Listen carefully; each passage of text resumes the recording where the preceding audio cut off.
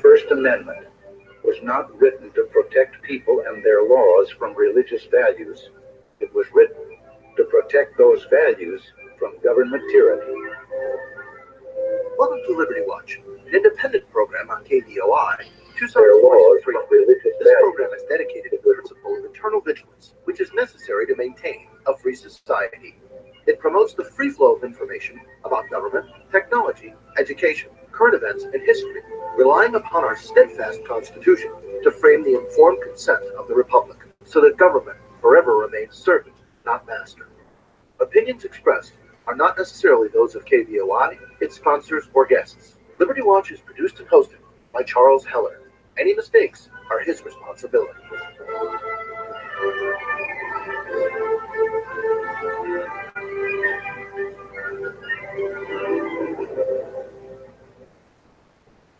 And welcome to Liberty Watch, a program dedicated to the notion that government forever remains servant, not master.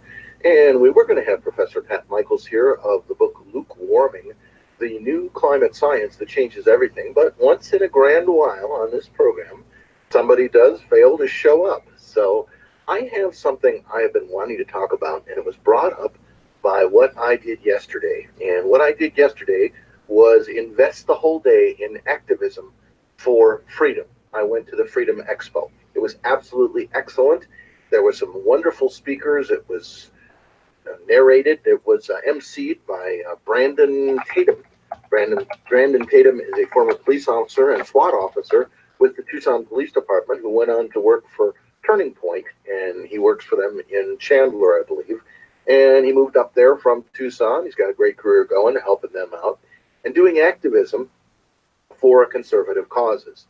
And the Freedom Expo is more sort of libertarian leaning than it is straight conservative leaning.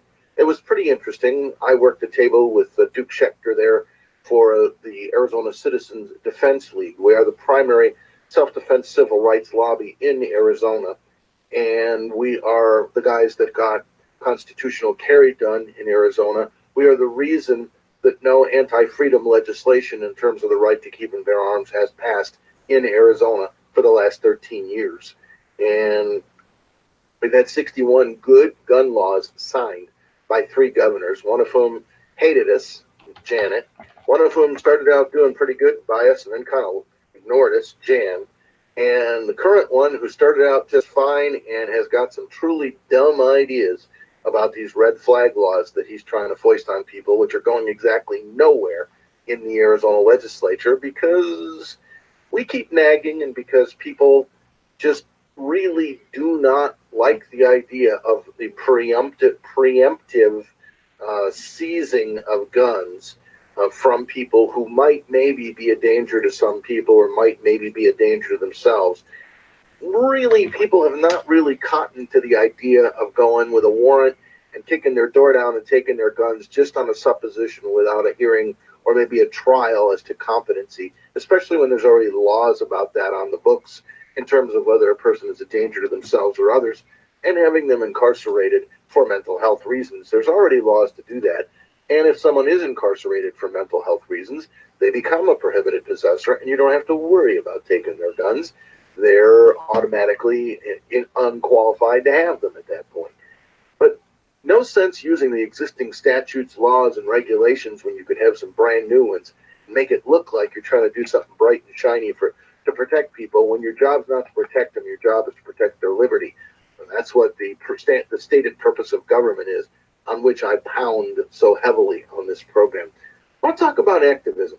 I'm sitting there at the table yesterday up at Lowe's Ventana Canyon, and, beautiful place, really gorgeous day, looking at some of the mountains. You can't see the direction we're facing. You really can't see the mountains. If you can see the mountains, you really can't see anything else because the hotel is built kind of carved right into the mountains. Gorgeous property. If anybody in this town has never been to Lowe's Ventana Canyon, you ought to go up there one night, have dinner at the restaurant, one of the restaurants they have. They have excellent food, and they're really nice people, and it's a truly beautiful place. And if you go to Ventana Canyon, walk around the back, especially if you got a date. There is a waterfall back there that cannot fail to make a girl feel romantic, if that's your inclination. So go back there, stand by the waterfall, have a few nice words. There's a couple of booths where you can sit and watch the waterfall that are actually carved out of, they're either carved out of the rock of the mountain, or they're set in stone there, the benches that face the waterfall. Very nice to just sit, and they're only wide enough for two. And couldn't even put two in a dog if that was your inclination, although who would bring their dog to Midtown again? Although there was a lady with a dog there yesterday, so I can't say that. But anyway, there's some very nice places back there to go and sit and just have an intimate conversation. And activism. Duke and I were sitting there. No, I did not walk to the waterfall with Duke. He's not my type. We were sitting there looking at out towards towards Tucson, and because Ventana's up above almost all of Tucson, we're looking down towards the city, and it was kind of a slow period in between the people coming by our booth. We had quite a few people join the organization there. We took in about a dozen memberships or so, I think, at the event at AzCDL.org. A lot of people took literature and got ideas. A lot of people were there from other towns and states, and we gave them information on how they could start an organization just like ours, and we offered to give them our bylaws to help them get started. So we're sitting there, and I commented to Duke in between the people coming by. I said, true activism is kind of boring. Duke looked at me and he said, yeah, but it's what really makes the results. And I pondered on that, and I said, if I ever have a time when I don't have a guest, I'm going to talk about this on the radio because it's a really good topic. What true activism looks like is people who do what Sean does and read good books and get good ideas on liberty. They're what I do when I have somebody who was going to be a guest on here, and I read a whole book called like Luke Warming, The Climate Science That Changes Everything, and become informed on the topic. Am I an expert on it? Heck no. But I know more about it today than I knew yesterday a couple days ago when I started reading the book. And I'll have him back on. I'm sure it's just, nobody knows what time it is in Arizona. He'll probably call an hour late and say I'm ready for my interview. Nobody knows we don't observe daylight savings time. Or maybe he called an hour ago and I didn't see it ring. I don't know. But point being that taking the time to read and be informed, if you haven't read Arizona's Constitution, may I respectfully submit that maybe every January 1st and July 4th, I'll give you a better day. The day, what is the best day? This is a trivia question, okay? Perfection Auto Works. I'll give you a perfect trivia question. What is the best day to read the Arizona Constitution? There is a specific best day to read the Arizona Constitution. What do you think that day might be? 520-790-2040 in the Perfection Auto Works studios. What do you think might be the best day to read the Arizona Constitution? If you know the answer, give me a call right now on the Perfection Auto Works studios. Now, let's talk about reading the U.S. Constitution. The best day in the world to read the U.S. Constitution, I think, is July 4th. Read both the Declaration and the Constitution. Have a party. Have people over to your house. Take a copy of the Declaration of Independence, print it out. It'll come out to about 4 pages printed. And then make little strips and hand out and cut the printout into little strips. Number them first before you cut them into strips so people keep them in order. And cut it into, say, 16 pieces. And have 16 people do a responsive read of the Declaration of Independence. If you've never tried that, it is really, it's an inspiring thing to do on July the 4th. Before you start with all the beer and the burgers and the dogs and all the stuff and the kids in the swimming pool, especially the kids. Let the kids, no matter how young they are, hear the Declaration of Independence. Let them hear it. Even if they don't know what it means, even if they're too young to know what it means, let them see the looks on the faces of the people who are reading it. Let them have an experiential taste of patriotism by showing them what real patriotic people do. When you have that, it instills in children a method of behavior that will last a lifetime. What you're doing is installing a patriotic compass in people when you do something like that. And it's a great way to make patriots, to manufacture patriots honestly. Yeah, I know we're not perfect. But the Constitution doesn't say because we have formed a perfect union. The Constitution says something else, the preamble to the Constitution. Anybody that wants to, there's another trivia question. What does the preamble of the Constitution say about a perfect union? If you know the answer, 520-790-2040 in the Perfection Auto Works studios. If you know the answer to that, I would love to hear it. And that'll be a second trivia question in the Perfection Auto Works studios. Calling now at 520-790-2040.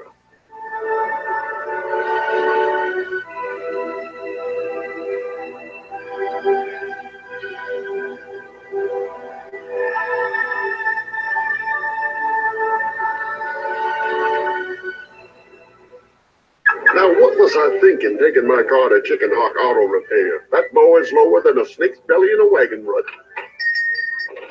Now, why would they have chickens here in a car repair shop? Is there anybody here? Sorry, I was out to lunch.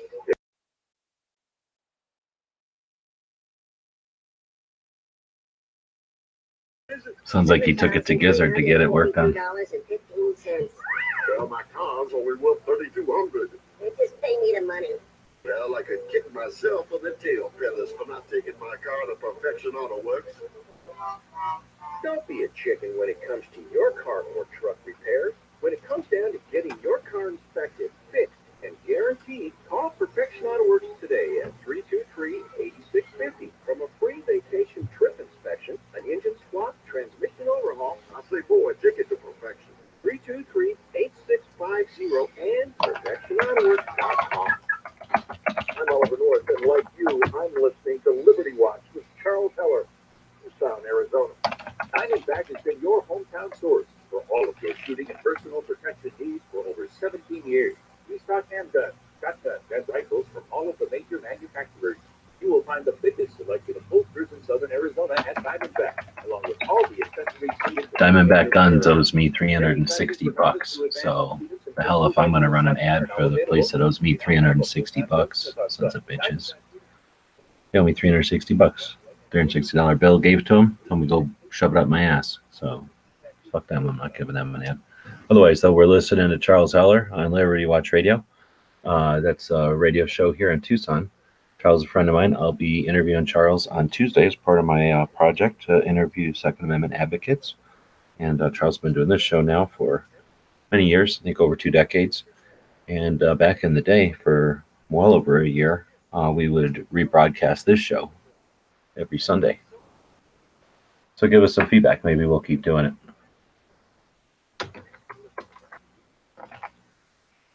But we won't advertise that shop. Set the price. Yes, that's right. You decide how much to pay. So Charles runs a radio show here in Tucson. He has a time slot, 3-hour time slot on the station, and then he goes out and gets advertisers, and a bunch of people support Charles's show. Pretty awesome.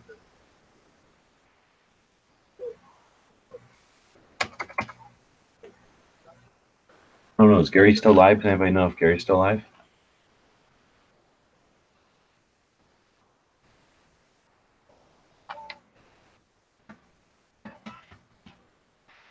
Sounds like Charles had songs on for his guest about global warming. We're screwed. Won an Oscar and Nobel Prize.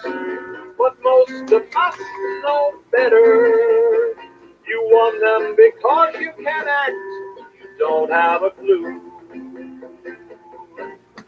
And for those of us who do have a clue, you can tune in right now. You can call in live at 520-790-2040, and we can talk about the topic of activism or ask a question. It's an open phones forum, and I think it's time for a cup of coffee, don't you?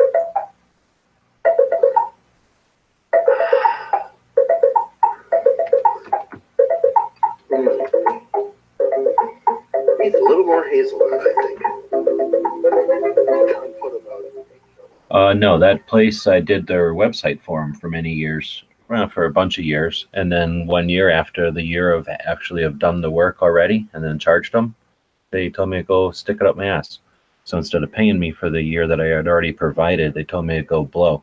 So I've never supported that gun shop since, and it's we're gonna keep going back to Charles here though. I see you, but I'll get to you in a second as soon as I put away the swizzle stick. Both of you, I see. All right, caller, hang on. You'll be first. I just want to put the other one on hold. Caller, hang on. I'll be with you after the other. Hi, your first name, please. Dave? Hi, Dave. You're on the radio. Yep. Answer your first trivia question. Yes, sir. February 14th. It would be a perfect day absolutely perfect day to read the Arizona Constitution because it is the birth of Arizona. It's Statehood Day. You are 100% correct.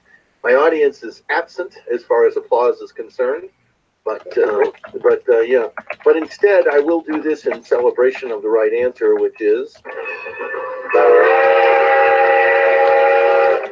there we go. So that's better than an audience, right? So you got it. You got it right. And give Mike a call at Perfection Auto Works at 323-8650. That's 323-8650. And you can arrange to pick up your prize. Thank you. You're welcome. You have a great. Anything that you wanted to say about activism? No, I'm good. All right. You have a good day. And to the phones, back to the phones, and Liberty Watch. Your first name, please. Mark. Hi, Mark. Go ahead. I didn't hear what you just said because I guess I was on the phone. I was on the phone with you as well then, and so I didn't hear the answer that was just given. Oh, the answer was February 14th, which is Statehood Day. Okay, good enough. I had the book in my hand, and it mentioned from October to December 9th, 1910, and so I didn't know what to tell you. Oh, well, that was the Constitutional Convention. Right. In Arizona, the 1910 Constitutional Convention. Right. Interestingly enough, Arizona's Constitution first try was rejected by the United States Congress for the reason that we had the recall of judges in it, and they didn't like that. So what we did was we removed that, resubmitted it, and in 1912, Arizona's Constitution was approved. And at which point Arizona immediately did a referendum to a constitutional referendum and added the recall of judges to the Constitution after we were a state. Arizona has long been good at lifting the middle finger to the federal government. Okay, very good. Yeah, so that is a good day. In fact, maybe what we should do on this program is arrange a small listener party at a nice restaurant. And every February 14th, instead of celebrating Valentine's Day, we should celebrate statehood. No, not instead of, but as well as celebrating Valentine's Day, we should celebrate Statehood Day, and we should actually read the Arizona Constitution, which, by the way, is fairly long and boring. So Yeah, well, yeah, I have the book in my hand, right? how many pages is the Arizona Constitution? I don't know because it's the one by Murdoch. But okay, wait a second. I can tell you that out in a second. Just give me a second. Yeah. I'll Google it while you're doing that and put ARIZONA Constitution. Oh, that's 75. Arizona Constitution. Constitution of Arizona, Arizona Legislature, Arizona State Constitution. Okay, it goes to, so it's 51. 51 pages, huh? Yeah, in this particular book. Is it a real small book? No, it's got 200 and probably 400. No, but I mean, is it physically a very small book? Oh, relatively, yes. Yeah. Maybe we shouldn't, at 51 pages, maybe we shouldn't read the whole state constitution. Maybe we should maybe what we should do on Statehood Day is maybe read the Declaration of Rights in Article 2, read all of Article 2, and maybe one or two other interesting things, and then encourage everyone else to read the whole thing. Yes, I think that'd be wise, right? Mm-hmm. some dumb ideas in my life, and that's probably one of them, to read the whole thing. Okay. I'm with you on that one. I'll tell you. Oopsie. All right. Well, anyway, at least a few times in your life, if you're a citizen of the state of Arizona, you should read its Constitution. If nothing else, you should read all of Article 2. And that's probably what we'll do, because Article 2, if we do a listener gathering, because Article 2 has the Declaration of Rights, has the stated purpose of government, and has Arizona's version of the Second Amendment in it. So maybe we'll just read Article 2 and call it a party. So, there you go. In fact, I might just be tempted to read all of Article 2 right now today, because I get this funny feeling that no one, even though I say it, no one's really going to do it. So, all right. Thank you, Charles. You're welcome. Have a good day. Opens a line for you in the Perfection Auto Works studios at 520-790-2040. And let's see. Boy, I'll tell you what, there's how many sections? I should do that. Gosh, just to Article 2 is the Declaration of Rights. And Article 2, there's 37 sections of Article 2. Holy moly. Arizona's got a really long constitution. There's a lot of things in the Constitution that probably ought to be state law and not constitutional, but they're in there, like the Victims' Bill of Rights and things like that. Anyway, talking about activism. Activism is taking the time to read the background on something so you understand it. An educated electorate cannot be easily manipulated. If you know the story behind things, I'm fully convinced that's why a lot of people listen to this program. Because this program, while it has, there's a certain, joie de vivre, there's a certain spirit of life to it. Most of you know that this program is informationally based. It is reason-based. It is not emotional. It is not, yes, there are some things that are very patriotic and very exciting and very interesting to listen to in their presentation, but at their base, they are informational, and that's why people listen to this program, is to get good information, to learn along with me, not so I can, from the great oracle of knowledge, teach you something, but so we can learn something together, so we can study an issue together, so we can ask questions about issues and be an informed electorate together. That's part of what activism is. And my parents taught me activism from the youngest age, when I could hear from both ends of the apartment in Chicago on Granville, and Granville near Hoyne, when I would ask my mom or dad how to spell something or what does it mean, and you'd hear from both ends of the apartment, in stereo almost, look it up. They had a set of world books. I had several dictionaries, and I got good at looking things up. I'm eternally grateful that there's an internet where it's a lot easier for a lazy fella to look something up. But I got to tell you, I am not too lazy to look it up. And I hope when you have any curiosity, and now we just don't have any excuse, most of us, say about 78% of people in Arizona, according to Nielsen, according to Scarborough, the research thing that we have here, about 95% of people in Arizona adults have a cell phone. And about 78% of them are smartphones. Some people still have a flip phone. Some people still have a phone that doesn't have the internet on it. But about 78% of us have the internet. At least that was as of last year, about a year and a half ago. So it may be more, but about 78% of us have the internet in our pocket. I know a couple of people don't want it, don't want the distraction, don't want the temptation of seeing something they don't want to look at. But most of us have the internet in our pocket. When you have a curiosity about something, the instant you do, provided you're not driving, I can understand sending one letter of a text at a time while you're driving in a straight line and there's not a lot of traffic. But don't be looking things up on the internet while you're driving. There's even some things that I won't do, and I'll do a lot of things while I'm driving. Look it up. When you have a curiosity about the way something works, about the way the Electoral College works, about the way the election system in your state works, if you have about what the law says on the thing, there's a lot of things we think may be illegal that aren't, and there's some things we think that aren't illegal that aren't illegal that are. Why don't you look up the state law on it? It's not that hard to do. Arizona laws are pretty easy to look up. You go to the ALIS.gov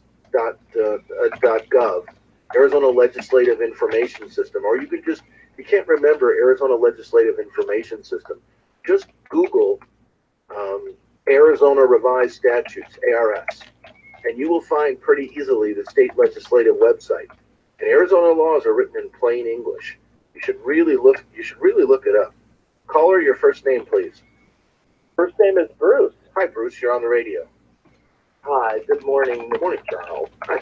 I just found out that one of my firearms in my collection was manufactured before 1899. Mm-hmm.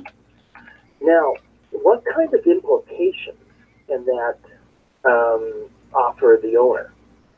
Well, it's legally not a firearm by federal law. Arizona law still considers it a firearm. Okay. For instance, you could legally, if it's not a firearm, you could ship it in the mail. Now, the post office, if it's a handgun, won't take it. But you could theoretically ship it, and UPS probably won't take it either because they're worried about the federal regs. However, it is legally shippable from one person to another in the United States because it's not a firearm, because of when its date of manufacture. There are other implications. You could actually buy that if that gun was at, say, Frontier Guns at 3156 East Grant Road, and it was made before 1898. There's no federal paperwork on it. Now that's a good gun shop. It's legally not a firearm. But as far as, don't take it on an airplane, because whether it's legally not a firearm or not, it's still considered a weapon, and you'd be in a lot of trouble if you took it on an airplane. So there are some implications of it. If it's not a firearm, I believe you could legally sell it across state lines because it's not a firearm. But again, does it have any great significance? No, not really. Okay. No tactical day in and day out advantage of taking it out to the range or going shooting, or just no. If it's that old, it might counterindicate taking it to the range and shooting it frequently, because you don't want to wear something that has any antique value. You don't want to wear it out. What is it, if I can ask? Yes, it's a Marlin 3855. Oh, okay. Are you having a hard time finding ammo for it? Not yet, no. Really? Where do you get 3855 ammo, if I may ask? It's you can either there's places where you can buy that, or you can easily machine it out. Most people can't machine their own ammo. Yeah, primers are a little bit of a challenge. Really? Why? What primer does it use? It's of an odd configuration, but it can be handled. The thing is a large 357 Magnum. It pushes 250 grains of lead right around 1900 feet per second. Wow. Yeah, that's way more than a 357 Magnum. 357 Magnum is about 125 grain to 158 grain bullet at a nominal 1300 or so out of a longer barrel. That's 255 grain is the same grain weight as a 45 Colt. Yeah. So accuracy is about 12 inches open sight at 200 yards. Well, in its day, that was probably pretty dang good. It was more or less of a open range shooting weapon. Yeah. But that aside, there are a number of Mauser actions that are before 1899 that can be adapted to any cartridge. What is there some liberty virtue to having those in your inventory? No, not really. The only difference is that, like I said, if it's not classified as a firearm, you might check the federal regulations in Title. Where are the firearm statutes in Title? They're in Title 18. But I think if you look, you'll find that anything made before 1898 is exempted in terms of it being a firearm. And as such, if it's not a firearm, I think you could legally transact it across state lines without having to go through an FFL. But in terms of, that might be an advantage in terms of liberty. But other than that, I don't see it as being any great get of freedom, other than the fact that you own something utterly cool and not regulated for the most part. But it is the receiver that is right. You can rebarrel it, you can restock it, Mm-hmm. you can do lots of stuff as long as it's on that receiver. Right. Yeah. The receiver is the firearm part, according to the federal government, and it's one of the few things in law that I agree with. I don't know about that. Because it's reasonable. I think if you change it dramatically, it changes it from being an antique. So I'm not sure about all that. All right. You have a blessed day. You're welcome. And that opens a line for you in the Perfection Auto Works Studios at 520-790-2040.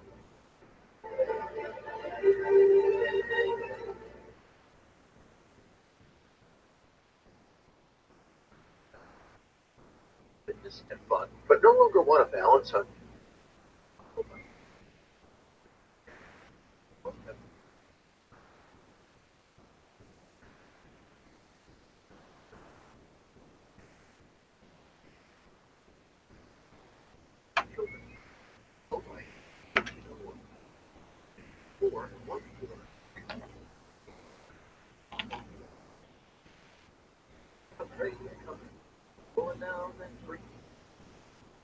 Mornings. You can buy, sell, or trade anything lawful and moral on the swap shop. Let's listen. I'm having a yard sale today. If this is my flip phone, I got it out there in the backyard. Is your pickup truck crank start? Yep, sure is.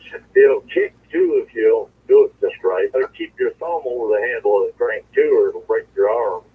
Swap shop. Sundays 10 to 11 a.m. right before Liberty. I never had a crank vehicle. Nope, neither have I. But I saw a guy at a car show get knocked out by one. Oh, here's a good gun shop. Closing into the shop. If you've ever desired to own a fine piece of Americana, like an 1866 Golden Boy rifle, an authentic Burnside or Spencer carbine, you'll find it for sale there, along with the most knowledgeable aficionado of old Western shooting irons. Frontier Guns at 3156 East Grant Road, where they're always buying your used firearms. 325-9880. 325-9880. Frontier Guns. That Frontier Guns, I'm pretty sure they've been around since I've been born, right? Since I've been alive. So when I moved here a million years ago, they were already here in like an old ass shop, right? And then I lived here for a long time, and then Bob, the guy I know, started a gun shop up, and then he ran his shop for like 13 or 14 years, and now it's been gone for a couple of years, right? So 13 years a really good, valid gun shop started, ran a good run, and then ended. And then that Frontiers Guns is still going. That guy is still going in every day, still having that cool shop. I don't know if you've ever seen the videos I've done of that place. It's Yeah, I have. it's like a house, basically, like an old house from like the 50s that is just on a busy street. So the guy converted it into a gun shop. Yeah, and it's just like walking into somebody's living room, except obviously no furniture, and they've got the counters, and then it's just the perfect gun shop, except it's not big enough, but like every square inch is piles of cool shit. Charles is gonna get me copyrighted. What are you doing? He didn't even care about copyright on his fancy radio show, his big radio money.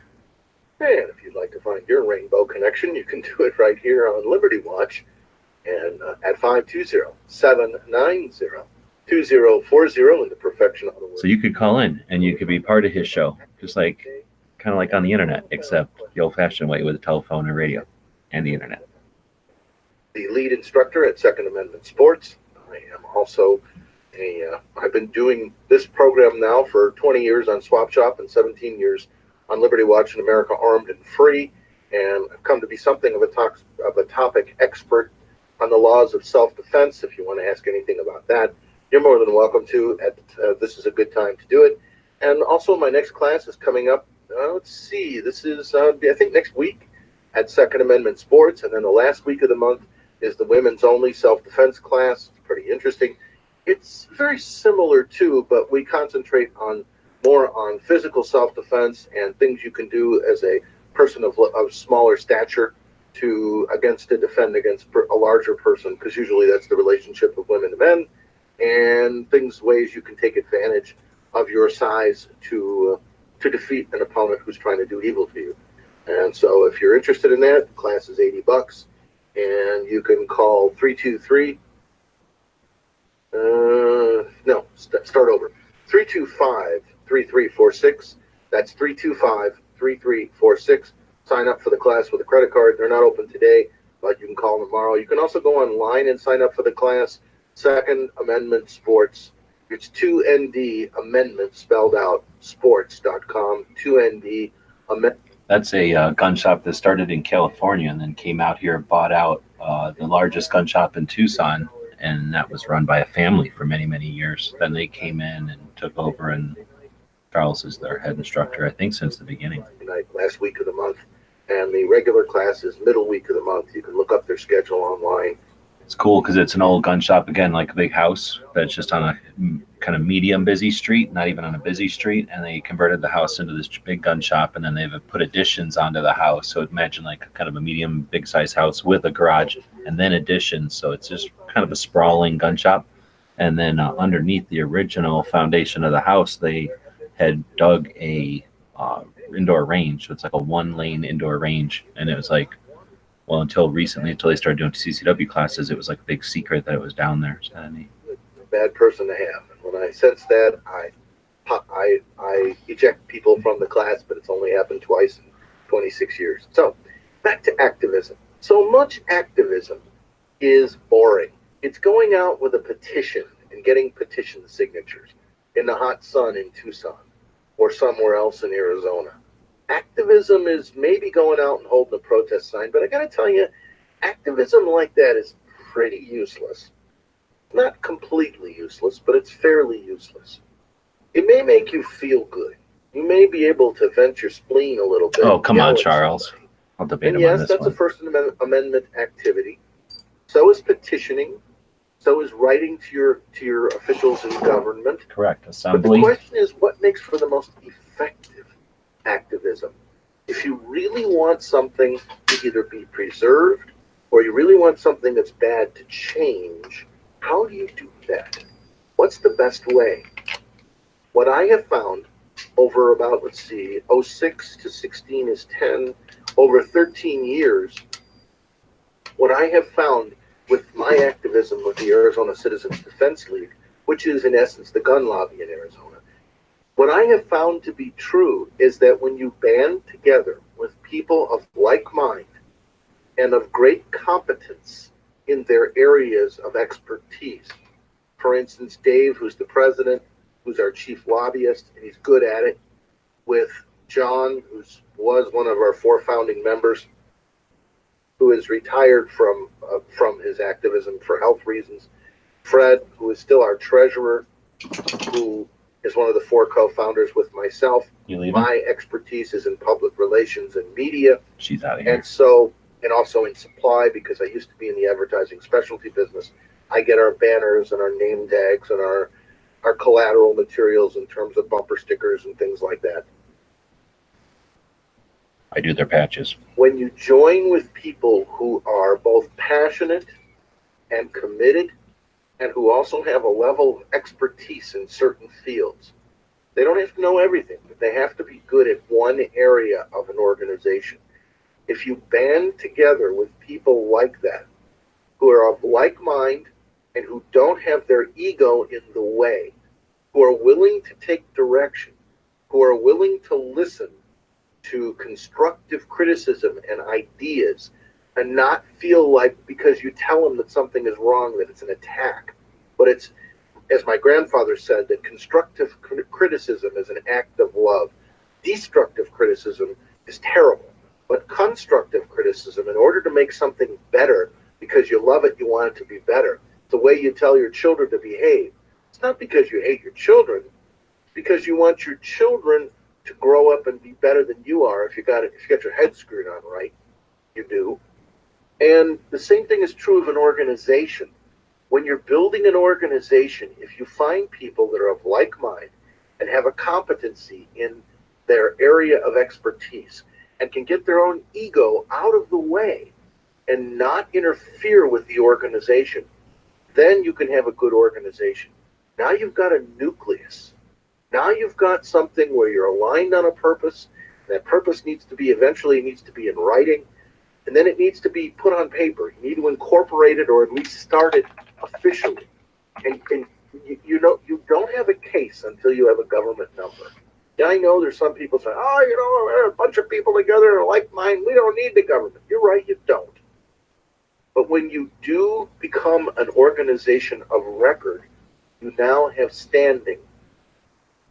Now you can begin to do things to move government either towards your goal or keep it away from things that you don't want to see happen. That is how you do true activism. I'm not invalidating activism that isn't done that way. I'm simply saying that my experience has been that if you really want to make a difference, you band together people of like mind with competence, without their egos in the way. You do things the right way, paperwork-wise, and now you can begin to affect change. And you could do it legitimately, not with Saul Alinsky tactics, but with real tactics, the way the Republic was built. Back after this in the Perfection Auto Works studios. That's the disadvantage of the radio. They got to pay for all that electricity broadcasting it out of that antennas. So got ads, and that chops the show up into 15-minute segments and gives us these breaks. Does it take that much electricity to do that? Heck yeah. Well, I mean, they got to run, some sort of building. I don't know, you've seen radio stations. They got massive antennas. Well, so that's I one. was watching a thing about Voyager, the farthest man-made object from us, right? It uses 8 watts to transmit the signal back to Earth. Like, so less than an LED household light bulb is how much it uses to transmit the signal. So I had no idea on like radio stuff like here that's. Yeah, but that's when you've got the largest antennas, the largest ears on our planet, or whatever they're using, maybe even something out there as a relay, where it's only got to be louder than background radiation, right? So that's a lot different than, multiple radio stations having to blast through distance and then metal, right? Like physical stuff they have to get through. They have to get through distance. And then, well, I don't know what else might interact with, radio waves bouncing around. I don't think they interfere with each other, on different frequencies, but it certainly has to overcome any other things that are on its frequency, any other static or, like a garage door opener that might be broadcasting on a spectrum of frequencies. Like it has to be loud enough to overcome that on people's receivers, at whatever distance they want to get to. All I'm saying is that no matter what the actual voltage is that they're sending it out on, they have the antenna and they got whatever power, probably redundant power. I know they have like 2, studios that they use, and then like maybe a 3rd and 4th that I imagine they would use if they were, kicking out more shows all the time, or have used maybe in the past, but now they're kind of just sitting there.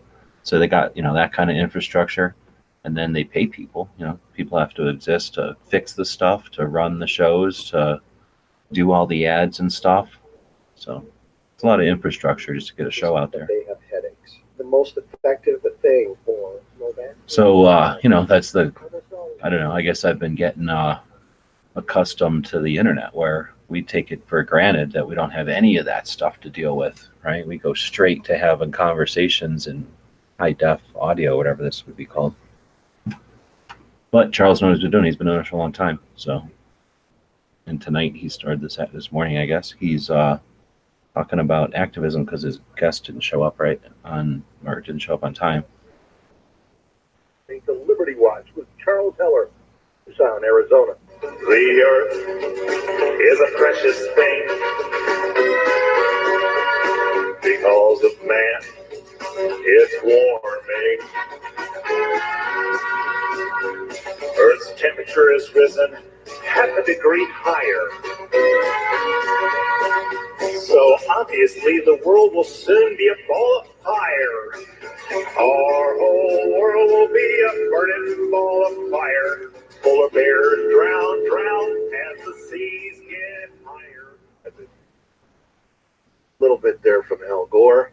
We were going to have Pat Michaels on, but for some reason we missed signals, and we're doing an hour on activism. Probably because he didn't have enough wattage. Because it's a really interesting book. It's called 52. I just read it last night, finished reading it last night. And Professor Michael's Lukewarming is the name of the book. And it's pretty good. Let's see, Pat Michael's Lukewarming, the new client science that changes everything.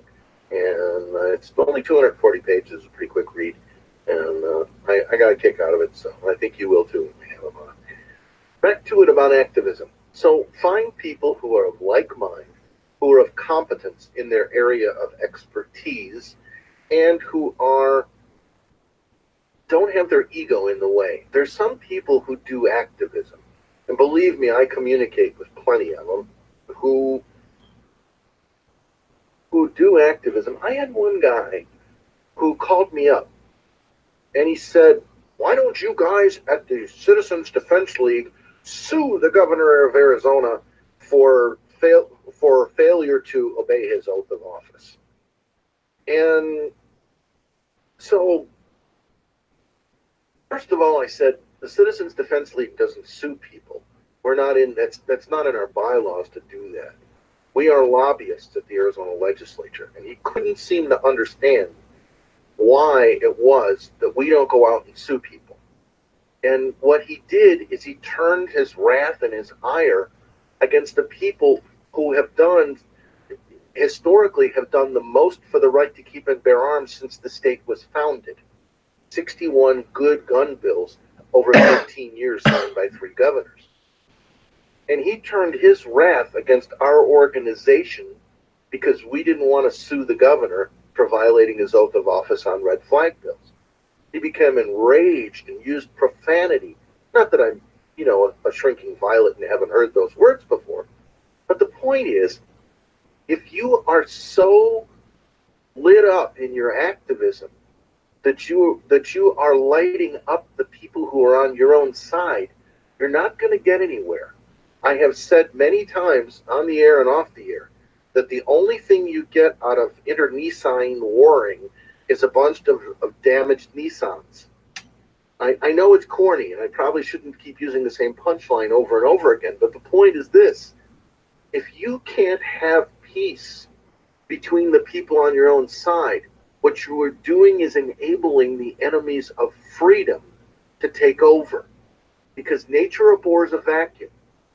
You may be a severe libertarian or an anarcho-capitalist or whatever you want to call yourself, who doesn't believe in organized government anything.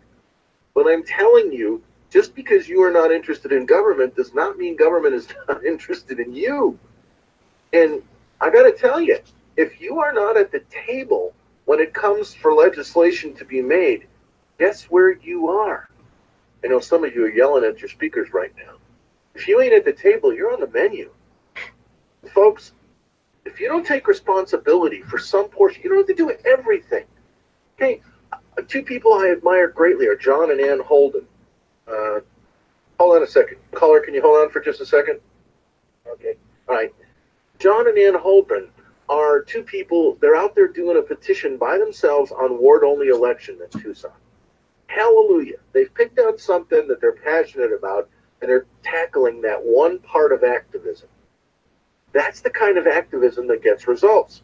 They're working within the system. Not that the system is great, not that the system is perfect, but they're using the rules of the system to try and change the system.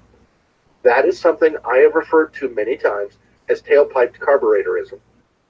This using the laws, not using violence, not using force, but taking the laws the way they are written and bending the tailpipe of your opponents so far around that you're able to stick it down their carburetor, or at least their intake anymore, because everything's fuel injected. Carburetor is an anachronism. But you're able to take their exhaust and stuff it so far down their intake that you make them choke on their own exhaust. Well, that's what activism is. It's tailpiped carburetorism in part. Okay, to the phones. I don't want to hog the time. Caller, your first name, please. Hi, go ahead. I hate to interrupt your train of thought. No, it's okay. I had a lot of fun listening. But earlier in the program, the question came up about firearms across state lines and... well, particular kinds of firearms. Okay, well, I several years ago, FedEx had an office down on Palo Verde across from the swap meet, and I used that office to ship my para ordnance back to Tennessee for service. Right. And as long as you own the firearm initially and can prove ownership, you can, for instance, ship it to New York for custom gun work. Right. Yeah. If it's You may not purchase across state right. lines. If it's to and back from an FFL, yes, you can. You can also ship it to yourself from yourself. For instance, one of my listeners called me off the air and said that many times he's shipped guns, both handguns and long guns, FedEx to Michigan, where he has family, and to, I think he said, North Carolina, but in several other states. But that's if you don't want to travel with it. Like, say you're going to be, let's say you're going to Michigan, you're flying to Michigan, but you're going to go through New York. You cannot legally bring a handgun into New York. So as a result, he ships guns. Caller, hold on, I'll be right with you. He ships guns from himself to himself, and that you can legally do too, if they'll take it. Yeah, well, FedEx would, but the only stipulation is that they ship all firearms overnight, which is going to cost you extra money. Right. But otherwise, the service was great. I dropped off the handgun Friday night after work. When I got home from work Wednesday afternoon, there was a yellow slip in my door, says your item is ready. I went down, picked it up. So that was right. Yeah, and it's a service to you too, so it's not sitting around on their dock, which is a great way to get it stolen. Okay, I got to go. One more caller. Okay, thank you. You're welcome. And caller, your first name, please. My name's David. Hi, David. You're on the radio. Your comment or question, please. Yeah, I just had a quick question. Maybe you could briefly go into explaining, you were talking about being a lobbyist, and explain what a lobbyist does during the day. I think a lot of people don't know. Yeah, they think we just give money to people, and we don't. Well, yeah, the way we lobby at the Arizona Citizens Defense League is we build relationships with people who have a vested interest in listening to us. With 16,000 members, and it wasn't like this in the beginning, but with 16,000 members, we're able to go up to a state legislative office, senator or representative, or even the governor's office and say, Senator, I represent the 16,000 members of the Arizona Citizens Defense League, 15,499 of whom are registered to vote. Would you like to have a conversation? And most of them will say, come right in. Of course, they know us already. But if somebody's new, that's how we introduce ourselves. If you've got a voting block of 16,000 people in a state, that can sway an election. Now, obviously, they're not all in the same district. But even a few hundred votes one way or another can make the difference. Look at Martha McSally. She won her Congress seat by 167 votes against Ron Barber. If you got a block in any district of 500, 600, 700 votes, they're going to listen to you. So that's how we lobby. We go up and lobby. Even Kirsten Sinema, the self-avowed senator from Meth Lab, Arizona, Kirsten Sinema, and it's not my words, it's hers. I'm quoting her. Okay, even the senator from Meth Lab, Arizona, when she was in the Arizona legislature, would actually listen and like our people, Dave and John, and she especially liked John. John just loved her. I mean, he disagreed with her almost 100% of the time, but Kirsten is smart and funny and easy on the eyes, and she had a sense of humor that was wicked, and she still does. And so you could go to Kirsten and say, look, here's why your constituents might want to be benefited by our bill. And you know what? When it came to the burden of proof, she's a defense attorney. She actually voted with us. The presumption of reasonableness, and it's now in law at ARS 13419. So that's how we do. We build relationships. The other thing we do is when legislators, when we come in, sometimes they call us for help and go, look, I got a bill that I'm having a hard time moving. Can you go talk to thus and such and kind of give it a nudge? And we'll say, sure, if it's something that he agrees with, he's got his own lobbying firm. He'll go in and he'll help a legislator with a bill. There's nothing untoward about it, nothing illegal. It's perfectly legitimate to do that. And when you build relationships with people and you build this bond of trust, also they turn to us for a lot of information. You cannot be an expert on every issue. Look at Victoria Steele. She's a senator, okay? She is very familiar with issues about counseling and mental health because that's her profession. But Victoria, God bless her, doesn't know a thing about guns. And Victoria will, from time to time, ask us of something gun-related. Okay, so that's an example how we can be an information source. We can be I'll tell you another thing I do. I'm not a lobbyist myself, but our organization is lobbyists. But one thing is, a lot of members of the media will call me off the air or not on print, and they'll ask me questions on background. John C. doesn't know which end of the tube the round comes out of. He has me on his program, and John and I are about as diametrically opposed politically as two people can be, yet John will respectfully listen. So that's what I do. That's my end of the organization. Does that answer your question? Yeah, that was definitely interesting because, like you said at the beginning, most people think lobbyists and they think, you're at happy hour drinking and having a good time with people. No, we rarely do that. Most of us go home for dinner. All right, I got to go. I got to do station identification at the top of the hour. All right, you have a great day. Have a good day. You too. AM 1030, KVOI, Cortero, Tucson, The Voice. Stay tuned for America Armed and Free.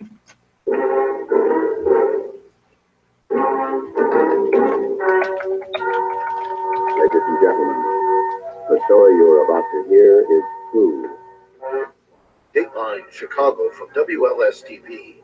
A concealed carry permit holder fought back, killing a would-be carjacker after a crash in the South Loop.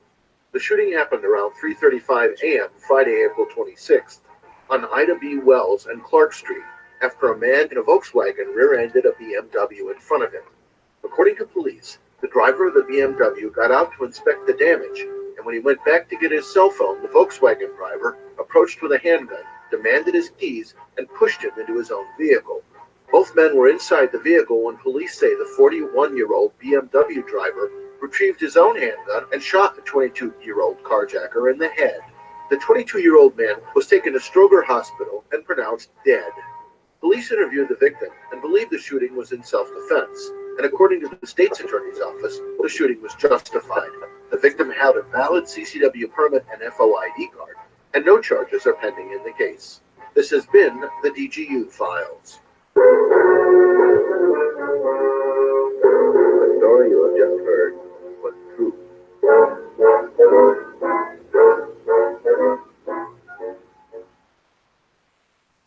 I, Harry S. Truman, President of the United States, dedicate this day of Sunday to America Armed and Free. That's what a ship is, It's not just a keel and a hole and a deck and sails that the ship needs. What a ship is, really is freedom. Now, bring me that horizon. I am a minute man.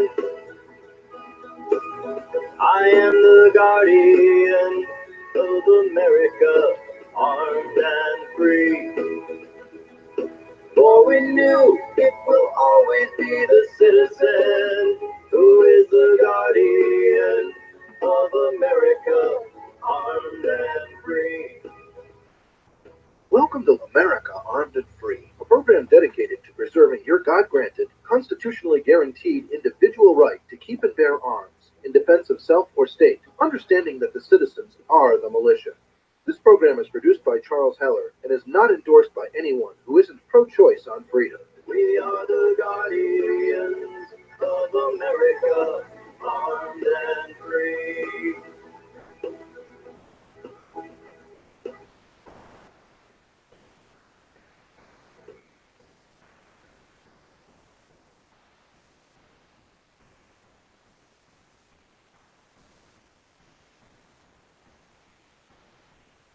And welcome to America Armed and Free. We're going to have Rod Pyle on with us in just a moment. As soon as he comes on the line, he will be, he's on hold for a moment doing something. And we're going to reshuffle the guests a little bit. And let's see, and we're going to tell him to make it bottom of the hour, hit bottom of the hour. Boy, I tell you what, texting is the salvation of talk radio. Make it bottom of hour, and James Robbins is rescheduled. Rod Pyle is on the phone with us, and as soon as he comes on, we'll have him on. James Robbins is going to talk in just a little bit about the Strait of Hormuz. And you might say, what? The Strait of what? But it's important, what? And we'll find out. The Strait of what? We'll find out why if you don't already know in a little bit. And I assume most of you probably do know, and a lot of you probably have some naval experience of why that's important. But in any case, where's we'll have HVS him when we on need in a him? little bit, and Rod Pyle will be with us any second. He's doing about 3 minutes worth of things. And it's just the entrance to the Persian Gulf. It's not that important. A bit about his bio while we're waiting for him to come on. He works with NASA at the Jet Propulsion Laboratory. He worked at the Griffith Griffith Observatory in Los Angeles from 74 to 83. He actually worked on Deep Space Nine. He's got a degree in film, and he's produced some things for the History Channel. The fascinating sort of multi-talented guy. He's a bit of a polymath. He's very good at a bunch of different things. He's also an author. He's written 13 books on space and related topics. He's the editor-in-chief of AdAstra magazine, a writer at NASA JPL. His next book is going to be Space 2.0. He's an author and writer based in Alhambra, California. And let's see,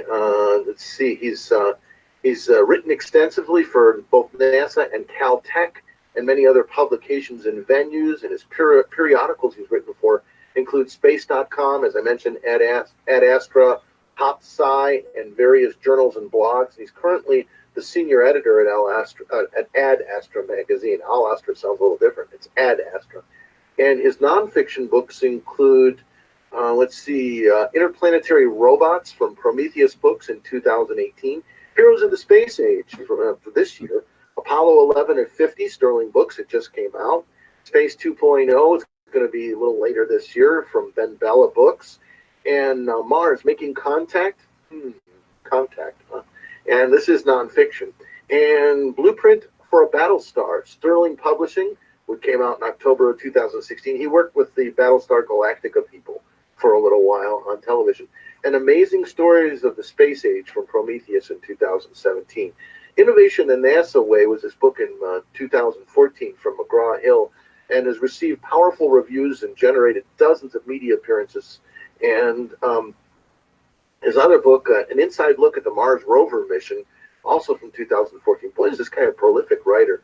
Destination Mars in 2012 was a Scientific Book Club selection, Book of the Week, Book of the Month, and other notable and credits have been from a whole bunch of different people in the media. I don't want to read the whole list, but Rod, are you with us? I am, sir. How are you? Good. All right. Charles Heller here from America Armed and Free. I thought that was just fascinating, your send on the 50th anniversary of Apollo 11. First of all, are you finding a lot of people that really don't know about our trip to the moon? More than I expected. You know, I knew this was going to be a big year, and I knew there was going to be a lot of media coverage, and there has been. I think there's probably, at this point, 15 or 16 books out, and there's going to be another 15 or 16 by the time it's done. But there's a movie out called Apollo 11, which you may have seen. Mm-hmm. And it's got people, I've read numerous reports, I mean, dozens and dozens of people that knew almost nothing about the program that came out in tears because they were so inspired. It is a really well-done documentary, and there's more coming behind it. So I guess I was surprised by how moved they were, because it's always a challenge for people in my trade is getting, the average Joe to think, wow, this was really something. It was a little easier back in the day because you were experiencing it. I'm old enough to remember it. Mm-hmm. So, but also just the number of people who didn't know very much about it. They had this vague notion, yeah, somebody landed on the moon in 1969, but didn't realize the breadth and depth, not just how difficult it was, but how many more times we went, how much exploration we really did. We explored an area the size of a large town on the moon, which doesn't sound like a lot, but when you're sending 2 people up at a time to land there in a little battery-powered cart, yeah, or for the first few missions, just to walk around and run foot, that's a heck of an achievement. And when you really look at it, it's funny, sometimes at this point in time, 50 years in, I write about this stuff all the time, but every now and then I'll stop and scratch my head, and it's almost hard for me to believe that we accomplished that back then. But we were operating right at the edge of what technology could do, and it's amazing that we never lost a crew, and amazing that we achieved what we did. Well, we lost one on the ground. On the ground, yeah. Never a crew in space, and never, on the ground it was a rather, I don't want to say simplistic, but it was an obvious error of having this high-pressure oxygen atmosphere. But when you're out, especially in the lunar module, which was a purpose-built, very, flimsy is the wrong word, but very thinly designed. Extremely. They were really struggling with trying to get the weight down this thing to get it to do just enough to get this crew out there and back. That thing never failed. And well, I'll tell you what they really needed was Volkswagen to design an emission system for it. It would have been much lighter. No! Come on. I remember watching, I think it was Apollo 12, early in the morning because I stayed home from school to watch these things. God bless my parents for their wisdom. And I think it was CBS. At every single break, there was an ad for Volkswagen, a Volkswagen driving out of a spaceship and across another world, saying Volkswagen, the best car I've seen. And I always associate the Volkswagen Beetle with that time of place. Yeah. Well, you know, it probably would have gone if you could only get it in air source.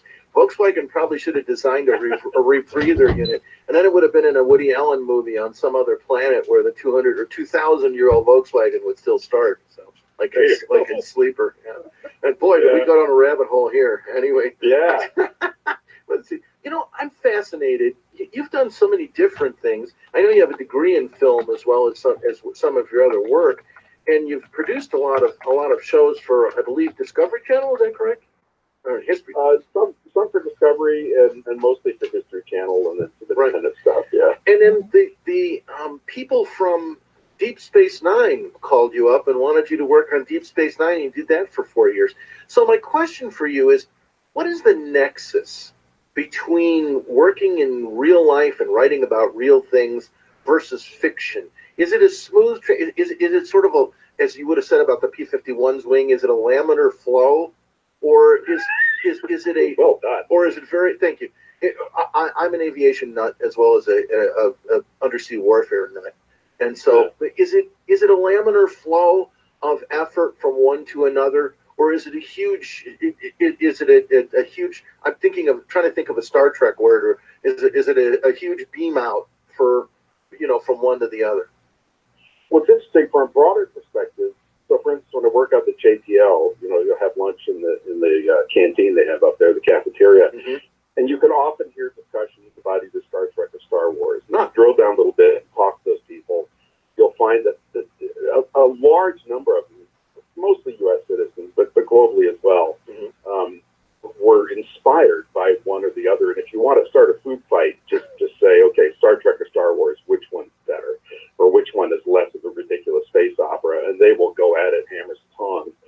So it definitely inspired a couple of generations, 3 at this point, to go into science, math, and technology and so forth.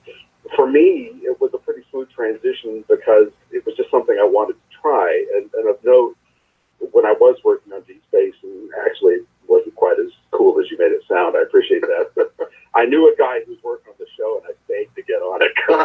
Hey, I don't care how it happened. I don't care how you did it, but I got to tell you something.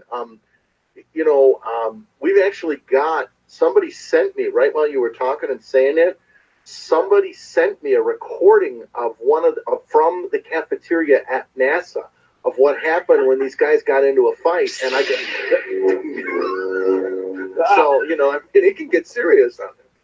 I didn't hear a phaser blast in there. Well, you know, what's notable about my time on Trek was it was the last few years where we got to work with the miniatures, the models. And right as they transitioned to CGI was when I ended up leaving because I wanted to go to the documentary world. But when I went back on Battlestar briefly, it was all CGI. And I have to say, working with the little ships was a lot more fun because those models, the Enterprise 1701D, the ones from the first movie, if you remember that. Wait, 1701A, sorry. No. The first movie is, 1701. Yeah. A. The A. Right. The first day I showed up on stage, they had that model up and lit, ready to go. The friend that had hired me did that as kind of a favor, and I walked in, and it took my breath away. I mean, that model was 8 feet long. They paid $180,000 in 1977, which was a lot of money then, to build that thing. But no matter how, I walked from about 50 feet away up to about a foot away, and the illusion never broke. It was so perfect and so beautiful. And they were all like that. I've seen her into the hangar, but I've seen her in the case at the Smithsonian now. Yeah. Yeah. I mean, right down to just the way they detailed the paint. You know, they stroked the paint right, left, so when it crossed the camera, the little squares kind of pop. Right. It was just exquisite, and that's something I'll never forget. The one at the Smithsonian is the original. No bloody A, B, C, or D suffix, according to Scotty. And as far as the other portion of the fight, nope. That wasn't the sound. Dagnammit, I thought I had the sound. Oh, nuts. I hate it when the sound effects don't go right. All right. Let's see. Real Star Trek laser. Oh, quit screwing with the computer, Charles. Pay attention to the rest. Anyway, so you've got so many different. How do you source what you write about? I mean, you must know. Oh, you know what? It's time for a break.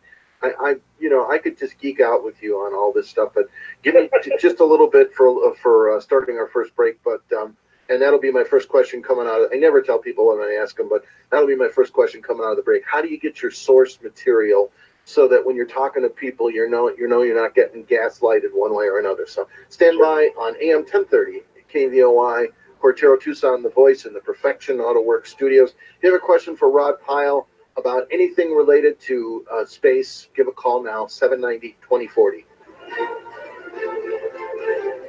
The guy that worked on Star Trek doesn't know Star Trek.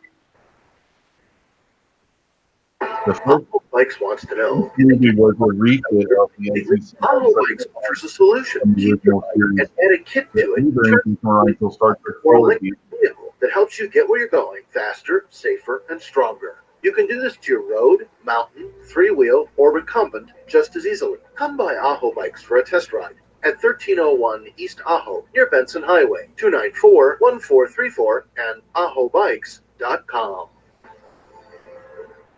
Diamondback has been your hometown source for all of your shooting and personal protection needs for over 17 years. We stock handguns, shotguns, and rifles from all of the major manufacturers. You will find the biggest selection of holsters in southern Arizona at Diamondback, along with all the accessories needed to maintain your firearms. Training classes for novice through advanced students in pistol, rifle, and shotgun are now available. We now have a full-time gunsmith on site. Diamondback Shooting Sports is located at 7030 East Broadway and is open 7 days a week. 886-8338. Find us at deepbackshootingsports.com. I'm Oliver North, and like you, I'm listening on America Armed and Free with Charles Heller. Civilian disarmament is an essential precedent for every dictator who engages in mass murder. Sick of hearing America run down? Tired of divisive political attacks? Tune into the radio series America's Fabric and its positive message of what's good about America. America's Fabric expresses the truth that the fabric of a free government is woven from its citizens' knowledge and moral fiber. Listen to America's Fabric on KVOI, Sunday mornings at 8 a.m. Let every nation know that we shall pay any price, bear any burden to ensure the survival and the success of liberty. What? Tired?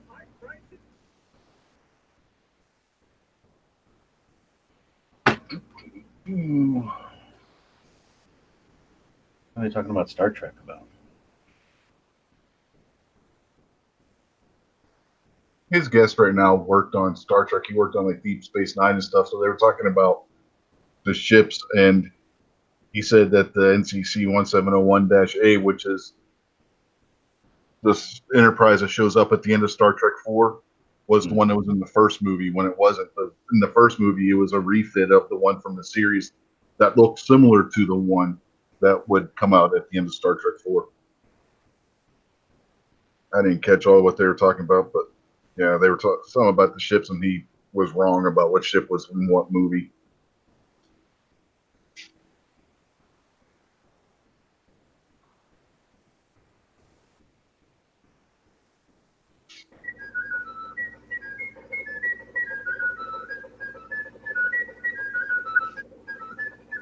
What the hell is this, Charles?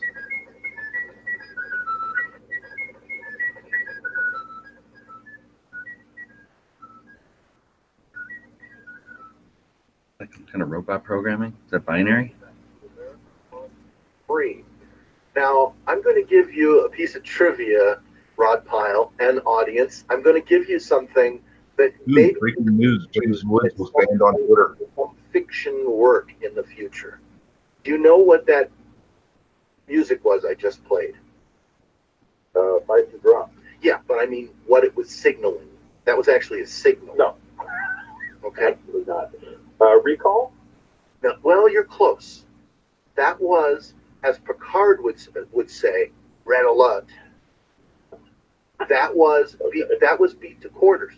That was what General Quarters sounded like before you had gong, gong, gong, gong, that was.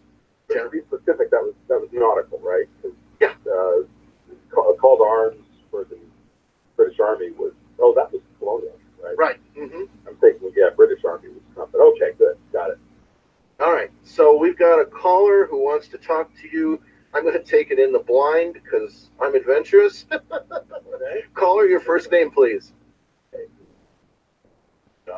Oh, yeah, Pat, I tell you what, I'm going to, I will be, I got to talk to you off the air if you'd be so kind. I'm on the air right now with a guest, and I will call you and reschedule you, okay?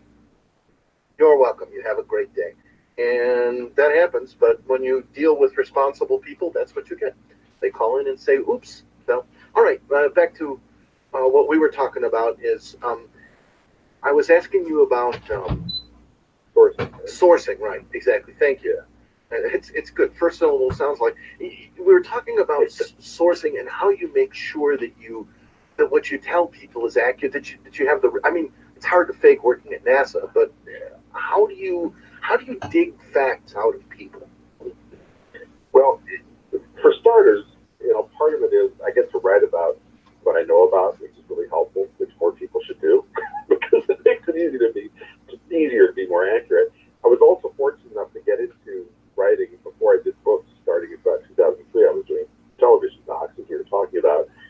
And in both cases, you really got to dig and be accurate. So I was fortunate that in a couple of instances, I was paid to go to the archives, which at the time were in, I think, Knowledge Park, Maryland, if I remember correctly.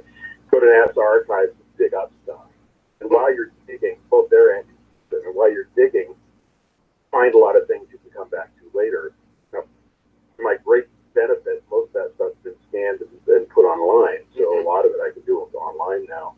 But, what's interesting, especially when you go back to the space age, I mean, they were moving really quick in the 60s.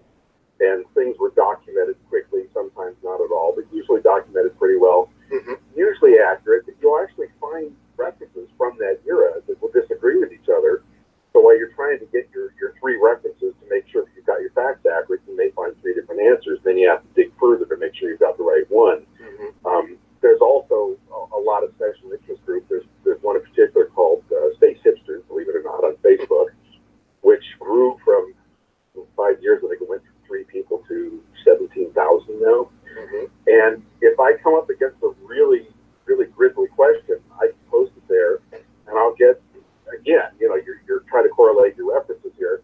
I'll get a bunch of answers, usually along the same lines, and I recognize the people's names, and there's some seriously important space writers in that group, and I'll get really good answers in short order, and usually they'll point a direction where I can go back and find a primary reference, and finally I'm good. So right, yeah, give you a reference to another reference.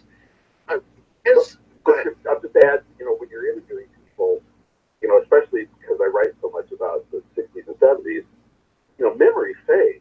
Yeah. And you get some really good stories, but they're not always accurate. Let me give you in the ballpark. Let me give you one that may still be discoverable, and that is that Bill Forston, 1 Second After, Ladder to the Sky, fiction writer, but based in fact. NASA invited him in to do a number of interviews to base his fiction on, and asked him to write about Ladder to the Sky, about using C60 carbon nanofiber to build the space elevator. And he wrote a book about its fiction, but it's very, very good and very fact-based. And one of the things he did was at a convention, he met the girl he eventually married. And when she took him home to meet mom and dad, they both worked at NASA. His mom had written the code for the lunar lander. Or his mother-in-law had written the code for the lunar landing. That's a guy you. Her name? No, well, he didn't tell me, and I didn't ask. But you might want to go after him. I will connect you off the air if you want. If you want to write about it, I think it might be an interesting topic. So for you. So anyway, but it is, and I do a conference every year at the National Space Society called the International Space Development Conference, and we have a track on, always have a track on space elevators, and there's a group based out of Seattle that is entirely focused on space elevators. And it's one of those technologies you can almost see it from here, but we're not there yet. I mean, at least until it's above the clouds. Right. Well, and these advanced materials, I mean, it's a stretch from where I'm standing now, but you can see how it would work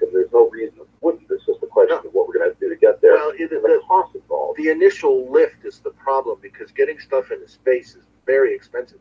That's the thing about the space elevators. Once you do it, once you start from geosync at about 42.5, and then you let cable come down, and then you begin to reeve the cable back up the first strand. After a while, you can reeve the cable up and down. You don't have to keep sending stuff into space, but you have to have one hell of a long reel at 42,500 feet long, plus, you know, a little bit on the bottom for the splice. You know, that's a really expensive lift. Plus, I didn't want to do all space elevator, but as we look at SpaceX and other non-governmental space enterprises, are we going to let go of the notion that only government agencies can do space? I think we already have, you know, and a big turning point, and there's a couple big turning points the last couple of years. One was, there's a bunch that we don't hear about, but one obvious one is the launch of the Falcon Heavy. I mean, what a spectacular moment.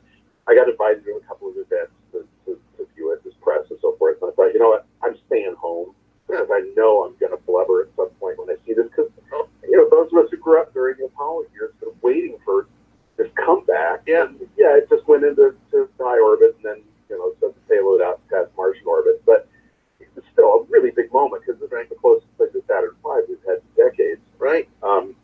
So that was a huge moment. I think another turning point was when Mike Pence came out and made his speech a few weeks ago about Moon by 2024, which took a lot of people by surprise, including myself. You know, he was very clear about saying, and I'm paraphrasing, but all options are on the table. You know, we're not just waiting for NASA's Space Launch System rocket, or some people call it the Senate Launch System for reasons I'm sure you know. Called what? Say that again? You said it too fast. Senate Launch System. Senate?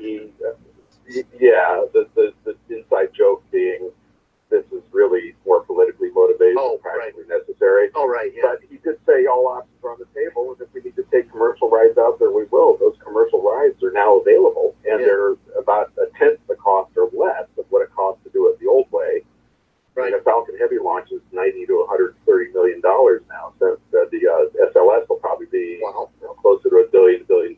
So you've got this incredible savings in private industry. Right, so and there are probably a lot of efficiencies that are still out there to capture. Speaking of blubbering when you see the ship, have you been following Star Trek Discovery at all? You know, I haven't because I don't belong to the CBS Special Delivery Service, but I think I can get it on Amazon Prime. So I watched a couple of episodes. It's a little frustrating to watch them at regular HD when you know they're out there in 4K, but I have a vague awareness of it. Yeah. The original Enterprise shows up 10 years before Kirk. Oh, really? Oh my! When you see what an embarrassing moment. When you see her, I just challenge you to keep your composure. If you grew up watching that and you see the original in all her glory, no bloody A, B, C, or D suffix, as Scotty would say, I dare you to keep your composure. She is so beautiful. Well, and I have to say, have you by any chance seen a web-only series called Star Trek Continues? Yes. Oh, with James, what's his name?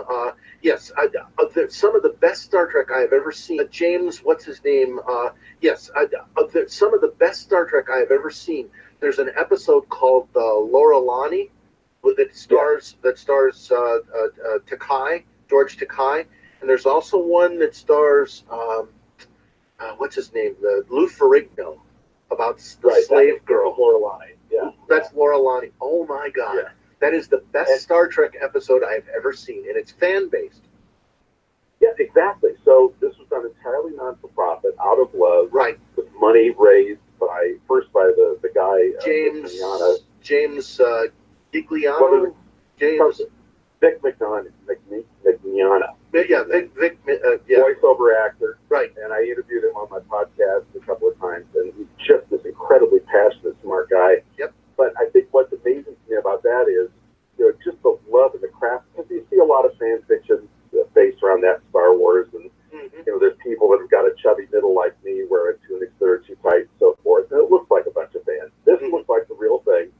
They built the entire Enterprise set off of the original blueprint. Up in upstate New York. Yeah, well, I think it was in Atlanta. No, it's upstate New York. Where they built it, I mean, it's perfect. Yeah. And the drama is perfect. And the special effects are just as good as the original, if not better. Way better. And I think what impressed me the most is they really went back to this Roddenberry notion of talking about the human condition over raw drama or combat. Yeah. So just the sensational. Yeah, the Leilani episode is just the best Star Trek I have ever seen. It really, really is. All right, we're at the end of the half hour. It just flew by, almost at warp speed. Oh, that was cheap. Oh, well done.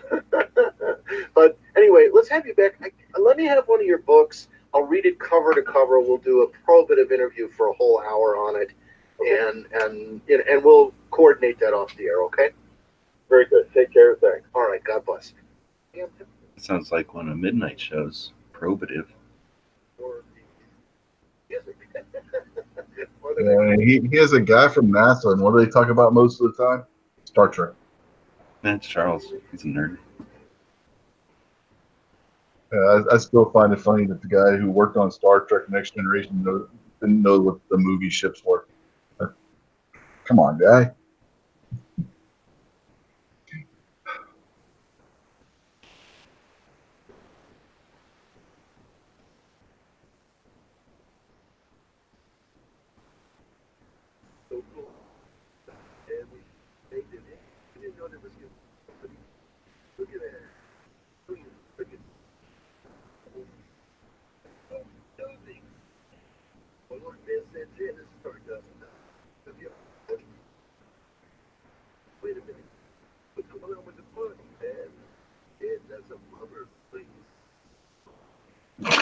Charles has the weirdest commercials.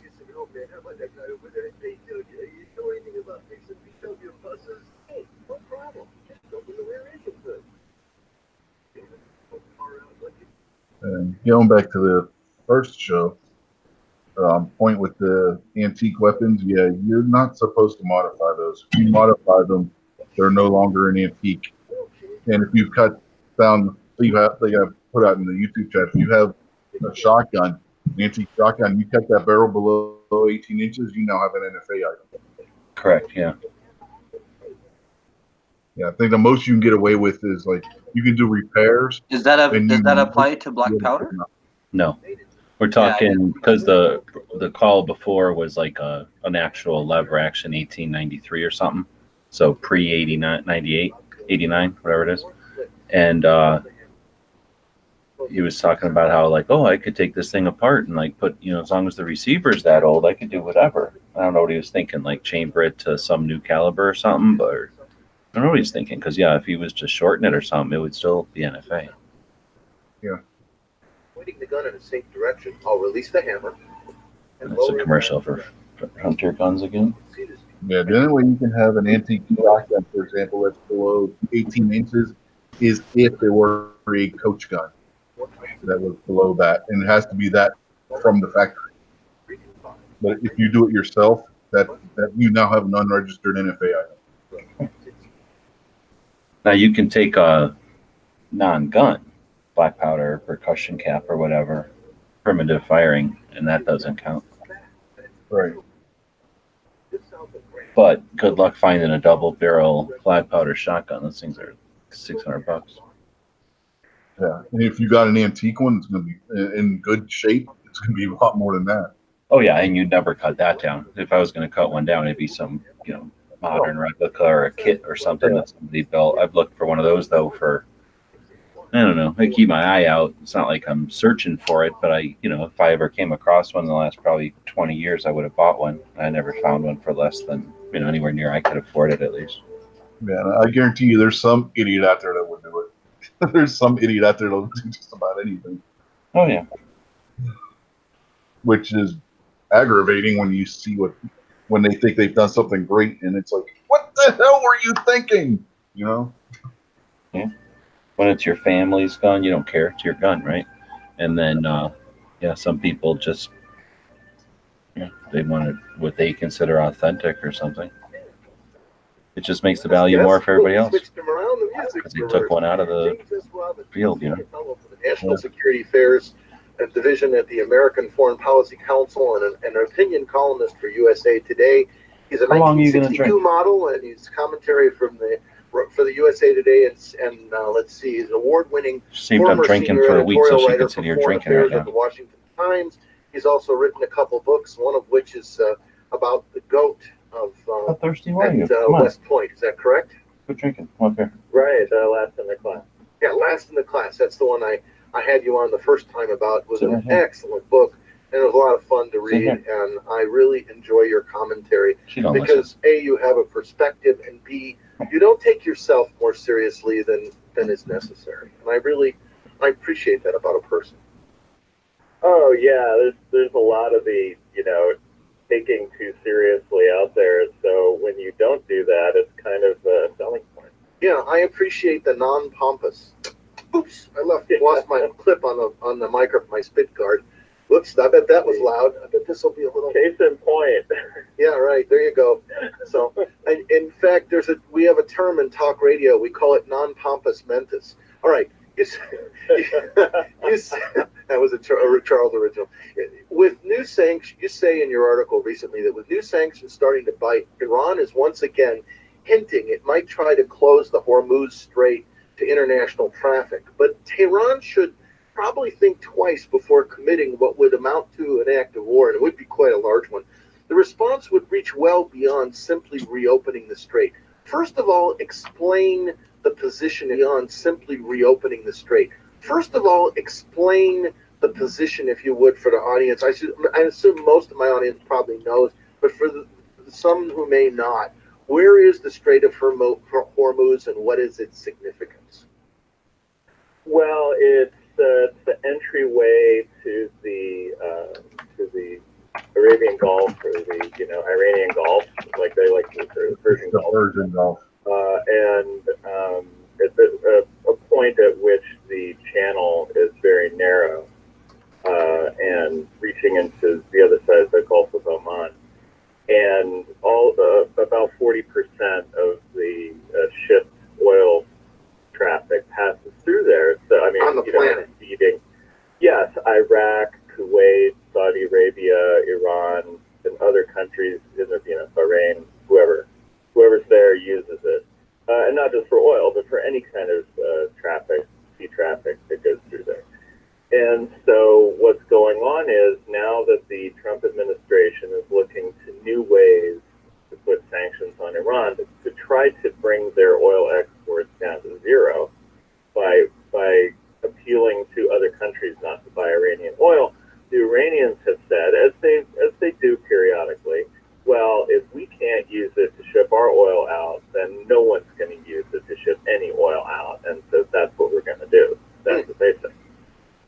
How serious is the threat, do you think? Well, they practice doing this. It's definitely part of their military doctrine. They periodically have exercises that look at ways to do this. And, who knows? Maybe they'll go ahead and do it. But if they did, it would be a big mistake. Why? Well, when you think about, number one, their point of view is, their position is, that what we're doing against them is like active economic warfare, therefore they can respond in any way that they want. But under international law, that's not true. If you commit an act of aggression, take military action against an international seaway, I mean, that's an act of war. That's international aggression. Mm-hmm. It's in a different category than convincing other countries not to buy their oil. So right there, they have become a bad guy state. Now we already know that they're a bad guy state. I mean, that's really not a question. But if they took that action overtly, closing the strait, that would put them in the category of a military aggressor, which means that the international community can respond to them in ways that go far beyond like economic sanctions or anything. Do you have any idea how deep the water is in the Strait of Hormuz? I don't know offhand. I know that there's one channel that, I mean, it's much narrower than people think because there's really only one deep channel that goes. Yeah, it's like about a mile wide. Approximately.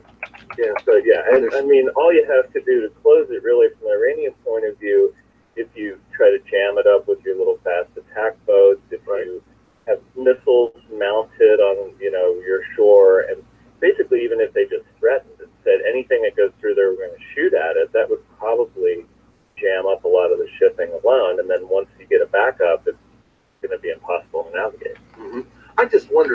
run submarines beneath the lanes of traffic? I guess that's what I'm asking. Yes, submarines can get in and out of there. Yeah, but I mean, I wonder if they could do it submerged beneath the traffic that's there.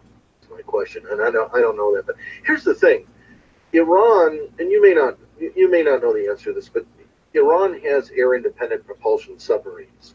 I don't know if you're familiar with them, but they run on liquid oxygen, and they only go about 5 to 7 knots at the most. But it's an external combustion engine. The combustion chamber is actually outside the engine. And there's only 7 moving parts to the thing plus the propeller.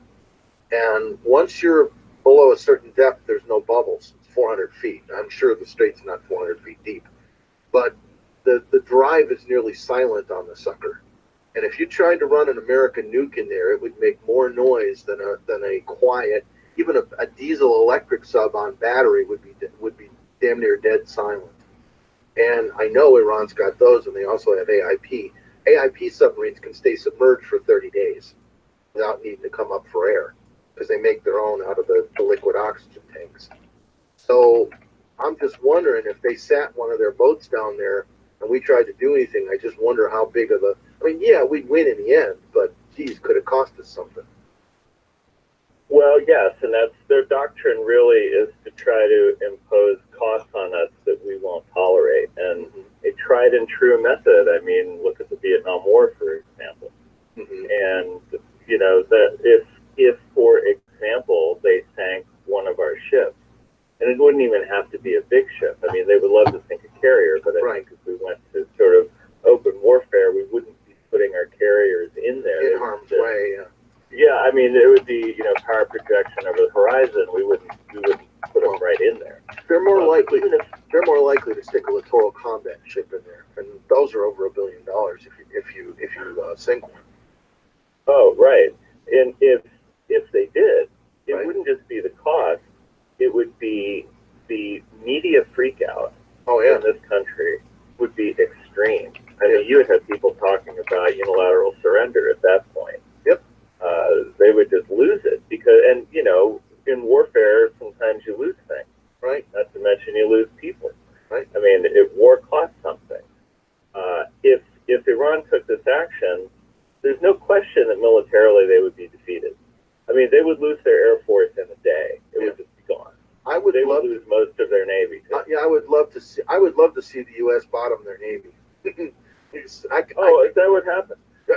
I mean, if you listen real hard, get near the water and put your ear to the beach, you could hear the weapon suite in 1,000 Mark 48 AdCap torpedoes spinning up if they did that. I mean, we bottom their navy, but it could cost us, and I don't know that America is willing to pay that kind of price anymore. What's your read on that? I don't think that America is willing. If it was that kind of cost, I certainly think that there are people in the country who are not willing to do anything. And certainly those who, if it was, you know, since Donald Trump is the commander-in-chief, naturally anything that happens is, you know, they're going to start calling him a war criminal, no matter what he does. They already do, and he hasn't even done anything that warlike yet. Stand by for a minute, Jim. Robert, you wanted to ask Jim Robbins a question or make a statement. Go ahead.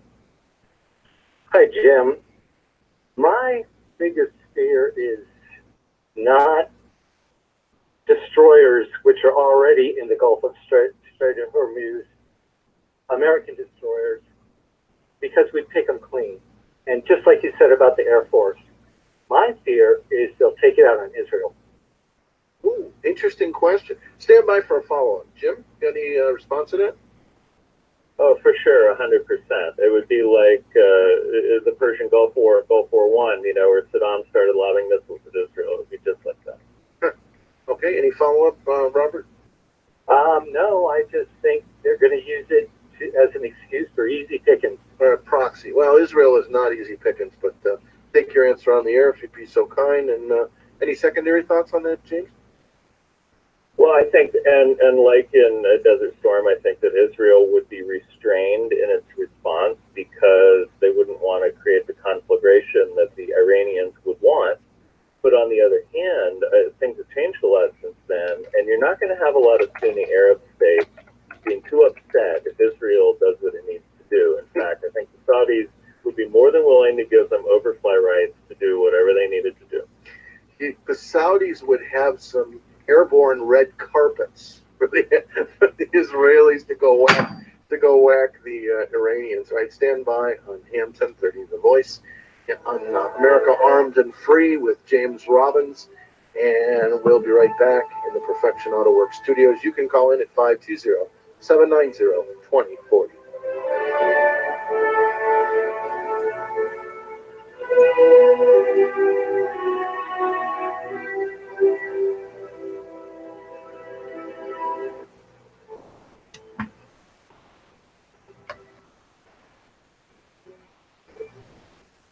Diamondback has been your hometown for all of your shooting and first. Blah, blah, blah. Talking about Navy stuff. So it says that the submarines can only dive to 800 feet. So that thing being 600 and something feet, I'm guessing they can put submarines underneath or something. Oh yeah, easily. They can easily put How big is a submarine? Like 3 stories tall, right? Yeah, 3, 4. So, you know, the missile sub probably 5, 6 stories tall. They could easily go underneath another ship. They do it all the time in water like that. I mean, it's like, I don't. That's that deep. I mean, 556 feet at this point. Yeah, they easily get underneath another ship. This thing, yeah. See, it's telling me the dumb part. What's the height? No, not that. See, this is saying 42 feet is the beam, but that's like left to right, right? Yeah.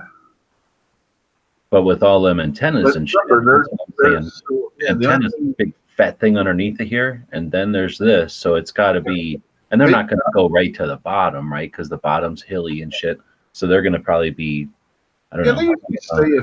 They try and stay like 30 feet above the surface of them, you know, something like that. So they the bottom, yeah, and then. You know, so I'm just wondering, is 400 and what did it say, 450 feet or something? Is that, or no, it's 600 something? Is that enough? Yes, 656 feet. That's plenty for an Ohio class sub. A Ohio class sub is a boomer, and that's a big submarine. They can get under easy. Okay, so you're saying that, and then how far does a regular boat go in the water? Like 20, 30 feet down? Yeah, I mean, probably. I mean, they've had boomers in the Persian Gulf before. I mean, what would you call that? Like a aircraft carrier, I guess, would be the biggest thing. Yeah, aircraft carrier would be the biggest thing we have. Yeah, Nimitz. What is the? Are they still using their Nimitz class, or they got a new class? No, I'm trying to remember. I don't know. It says below the water line is 40 feet or more. Oh yeah, that would leave them plenty of room. So that's 40. You figure that boat or the submarine is like some amount of feet. Yeah, you're talking, what was it, 42 feet at the beam? And remember, they're cylindrical, so that would still be 42 feet up and down, give or take. And then you add the conning tower. They're not even going to be 100 feet in height. So yeah, and those antennas and everything, they can be retracted down. So that's what I'm wondering. The antennas probably can, but like that tower part, that's permanent. Yeah, that's permanent, but they're not even going to be at 100 feet tall between the hull and the conning tower. So, and then the other thing is you probably got to be some amount of feet down. Otherwise, you're just going to see it, right? Like just look down and look at the damn thing. It's got to be probably 100 feet or more before you don't see the damn thing because it has to get dark enough, right? That depends on the body of water. Yeah, I suppose. And the sun and everything, and how well it's probably always painted to be black or something. Yeah, they're painted black. But you know, if the water's cloudy, if it's like really dirty water, and the amount of light, and, you know, there's different factors that go into it. Latest iteration of the series. That was for Rod Pyle, who was on before you, but would have been on in a slot. Anyway, James, you mentioned that one of the things that might happen is that if Iran did close the Strait of Hormuz, that the U.S. would take the opportunity to take out Iran's nukes. Talk about that a minute. Well, I think that that our doctrine these days is that when we get into these situations, that we clean up things that are available. So, for example, if Iran is thinking that they close the strait, we open the strait. Well, no, we're going to conduct, it would be my guess, that we would conduct a series of deep strikes against all kinds of opportunity targets, including their nuclear program, including their oil infrastructure, including their electrical grid, including everything that we could reach that we do in a sort of easy, cost-free manner. We would do it. And you so think they would just cut a calculation canal right here that and it would just leave be this Iran kind to of go suck it? demonstration effect is completely misguided. So it wouldn't just be show. It wouldn't just be show and tell. It would be do. All right, we got a caller who wants to make a point or ask you a question. I guess Ingrid, there's a mountain you're there. on with James Robbins. Your comment or question? That's all. That peninsula is all. Could you very briefly Through here, say maybe? again why there is this interference with the buying and selling? It isn't all that big. This is like their big thing. Whenever they decide they're going to rattle and say, we're going to close this for years. What Iran pulls every time. The exchange of goods and services. Well, they kind of own all around it, so I guess they could just take out anything that goes near it. Yeah, I'm just saying that's always their saber rattle move to say they're going to close that off. Hold on. Well, yes, you could call it. Every 5 to 10 years, they're saying we're going to close that off. Anytime they get pissed off. I don't think that international law recognizes it as an act of war, but the Iranians certainly call it war or warlike behavior. But under international law, the use of force is in its own distinct category from things like economic sanctions or economic measures. Furthermore, the United States is free to buy or not buy Iranian products and is also free to convince other countries to go along with our boycott if we want. So, that's another aspect of freedom is the freedom not to buy these things and not to engage.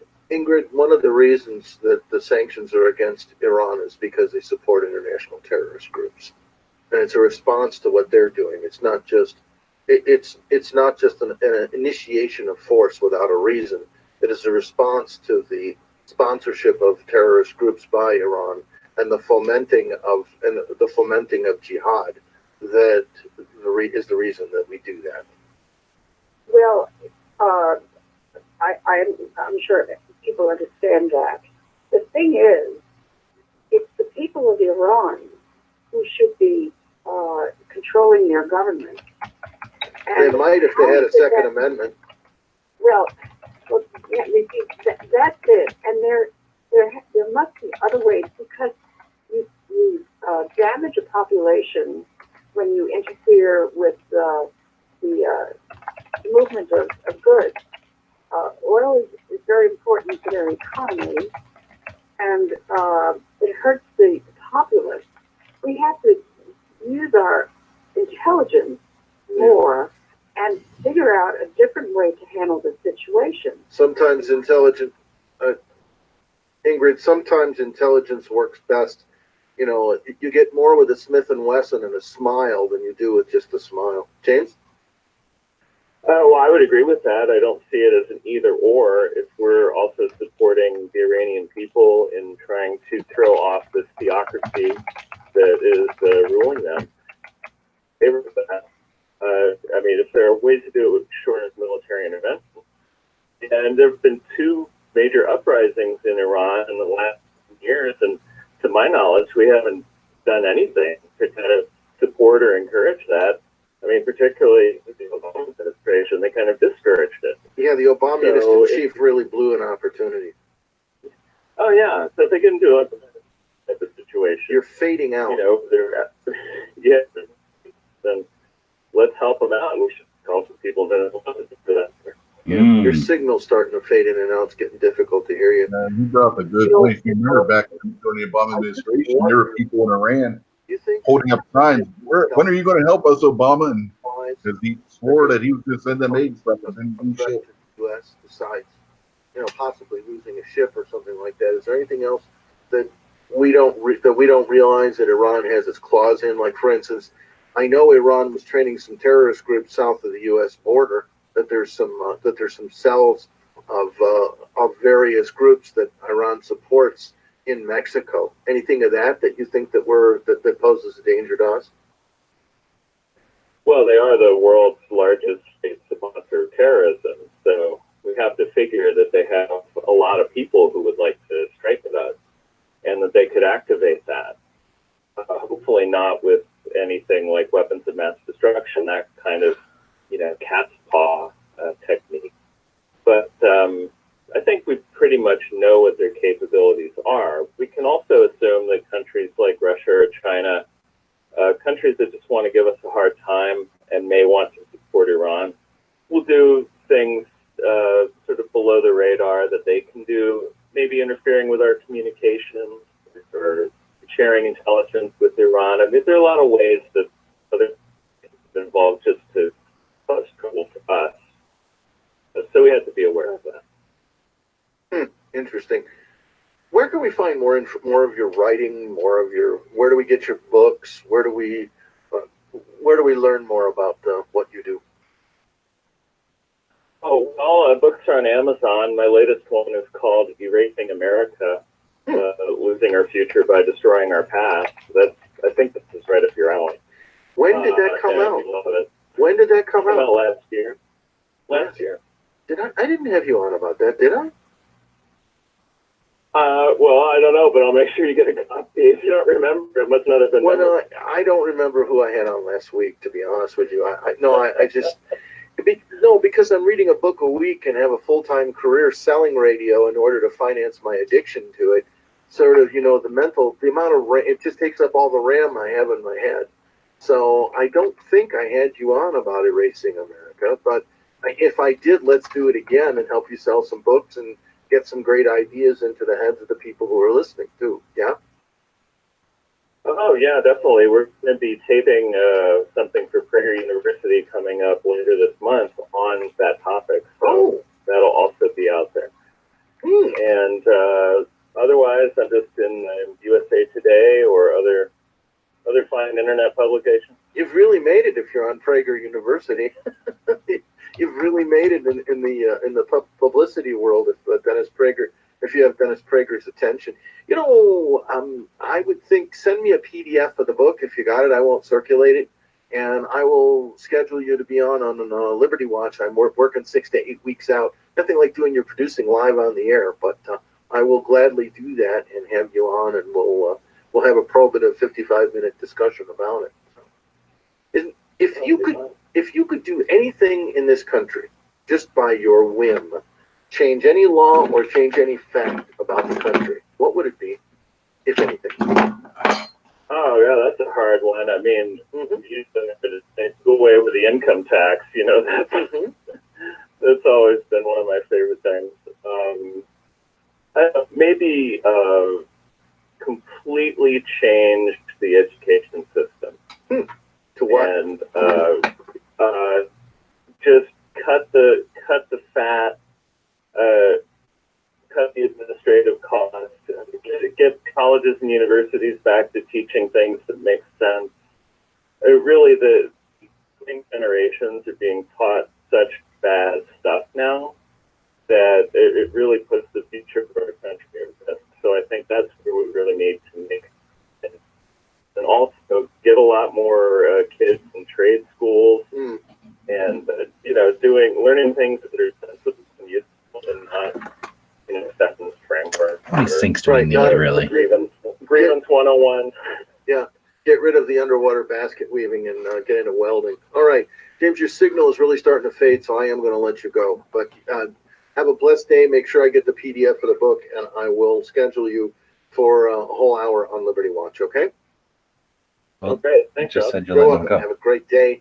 And I'd say that opens up a line for everybody else, but actually what it opens up the line for is for Sean's program, who's on next. And stay tuned for Brushfires of Freedom right after Liberty Watch, right after America Armed and Free. And I have a funny feeling the theme starts now. I said the theme starts now. I said the theme starts now. Our fathers God to thee,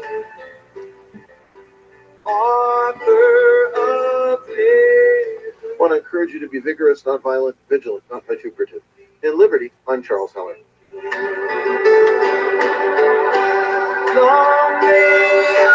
Whoa, what the hell was that?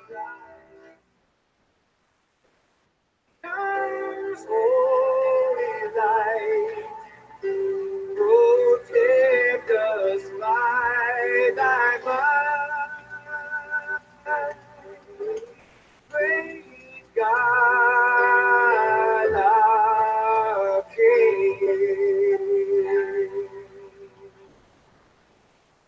AM 1030 KBOI, Cortero, Tucson.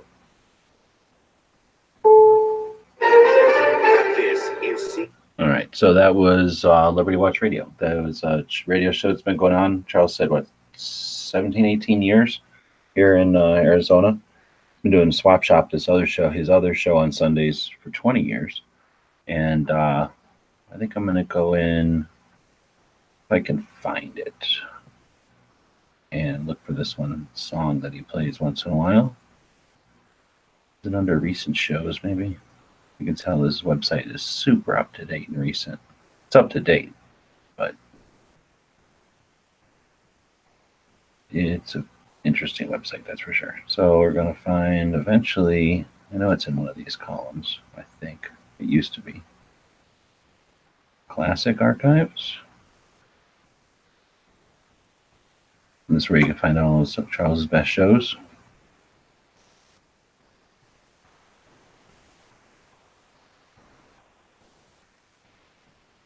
That wasn't it. Links? That's not it. Sponsors.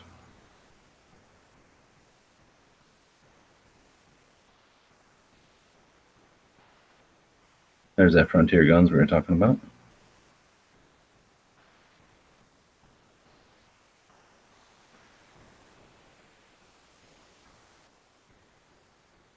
It's funny how that one guy mentioned the, changing America's future by erasing its past. I've been preaching that for so long.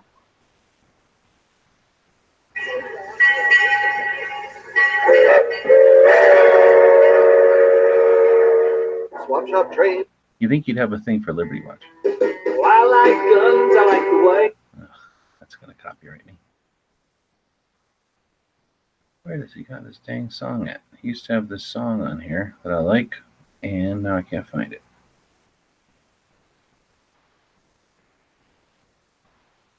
Ugh, Charles, your website. Holy moly.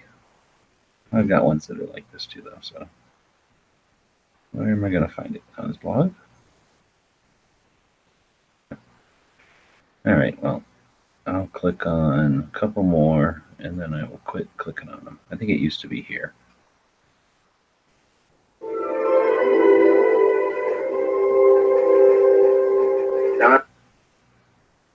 That's just Reagan saying something, I think. All right, so I can't find it. So anyway, that's Liberty Watch. And we'll have Charles on Tuesday. So let's see. Anything else? I guess give us some feedback. Leave us some comments in the thing here. 15 people are watching live, and we got 15 thumbs. Appreciate that. But give us some feedback if you're listening to this during the week to let us know if we should continue to rebroadcast Charles's show. This is something I did for a few years, and it's a way to get some of Charles's content out on the web. YouTube doesn't like it; they copyright these shows all the time. But anyway, give me some feedback. Thanks to Dead Horse. Thanks, Rich. Thanks for Gizzard for jumping in. We will talk to y'all later.